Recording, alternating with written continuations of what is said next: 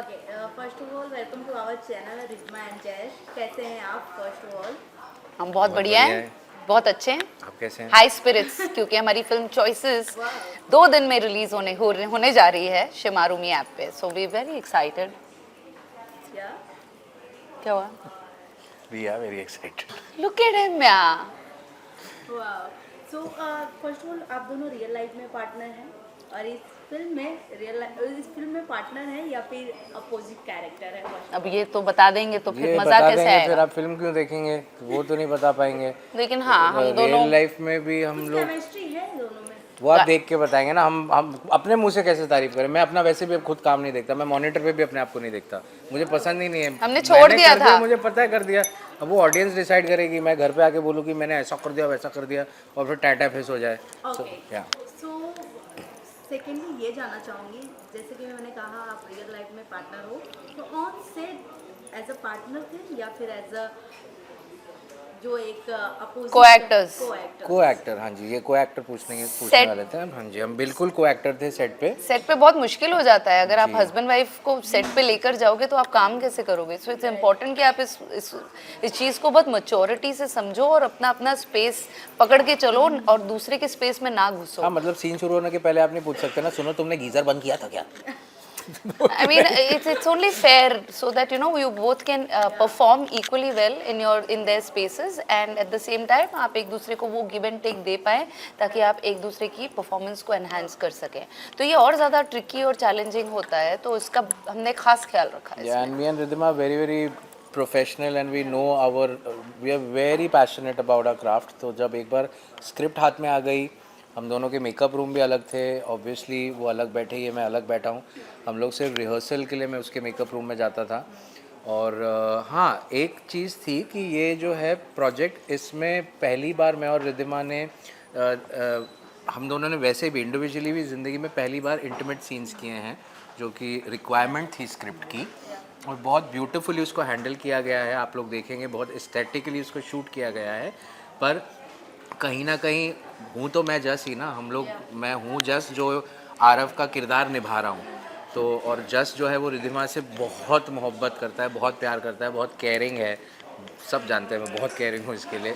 तो कहीं ना कहीं वो थोड़ा सा शुरुआत में मुझे थोड़ी सी झिझक हुई, क्योंकि यूनिट था सेट पे, बट वो भी कुछ क्षण के लिए ही था, क्योंकि the unit is was so beautiful, so Close-knit small and- and so close net and everybody was very passionate. किसी की भी वो बोलते हैं ना कि एक समझ आ जाता है, एक ना वाइब आ जाती है, किसी की गंदी नज़र होती है तो वो एक आपको भनक पड़ जाती है। और लेडीज़ को तो सबसे पहले पता चल जाता है, सिक्स सेंस लेडीज़ का बहुत स्ट्रांग होता है, तो उनको पता चल जाता है। That way she was very comfortable. तो Very शुरू में comfortable। मुझे जो थोड़ी एक झिझक लग रही थी कि और आदमी है सेट पे, वो देख रहे हैं ऐसी, तो वो फटाफट क्लियर आउट हो गई।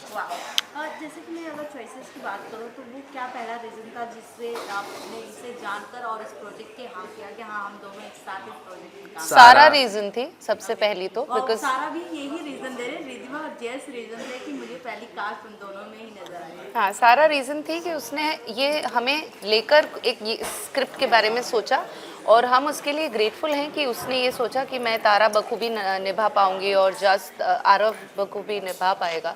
तो ये उसका बिलीफ ही है जिस कारण हमने इस प्रोजेक्ट को दोनों हाथों से एम्ब्रेस किया है। ये उसका विजन ही था जिसने हम दोनों को इस तरह का कंफर्ट दिया सेट पे, जहां हम खुद को सरेंडर करके पूरी तरह से उसका जो विजन है या फिर जो डायरेक्टर का विजन है ऑन सेट वो जी पाए। ये भी जानना चाहूँगी कितना चैलेंजिंग रहा आप दोनों के लिए? चैलेंजिंग नहीं था क्योंकि ऑन पेपर जिस तरह से एक एक कैरेक्टर को तराशा गया था वो इतनी लिखावट बहुत क्लियर था। एक एक लेयर जो था कैरेक्टर का, तारा का, वो बहुत क्लियर था। मतलब all I had to do is just live those moments. तो मुझे नहीं लगता कि जब बाकी सारी चीज़ें क्लियर होती है, जब आपकी जो जिसने बोलते ना सारा सॉर्टेड थी, मेरे डायरेक्टर साहब अभी जी सॉर्टेड थे, everything on the set was sorted. So when you are directed properly you know where you are When going. your pre-production and your writing is in place, na, So you have to just then follow. everything You have becomes to flow. music. Yeah, everything becomes else, music. yeah, is in, you know, is in like synchrony, and it just flows. Yeah. It's So beautiful. we were just flowing. Yeah, And so plus as actors also हमको कोई restrictions नहीं थी, बहुत freedom दी थी. सारा ने बोला था कि आपको कहीं पे कुछ लगे, एक ना तरीका होता है lines deliver करने का, dialogue deliver करने का. एंड आरव एक इतना रियल कैरेक्टर था और मैं उसको जी रहा था, तो मुझे सारा से मैंने पूछा, मैंने कहा यार ये ना मुझे ऐसा लगता है कि मुझे ऐसे बोलना चाहिए इसको, या इस लाइन को मैं क्या थोड़ा सा इस तरह से चेंज कर सकता हूँ, keeping the writers in respect. And she gave me that freedom. She said, जीजू बुलाती मुझे, वो बोलती है जीजू आपको जो सही लगे इस प्रोजेक्ट के लिए वो आप कीजिए.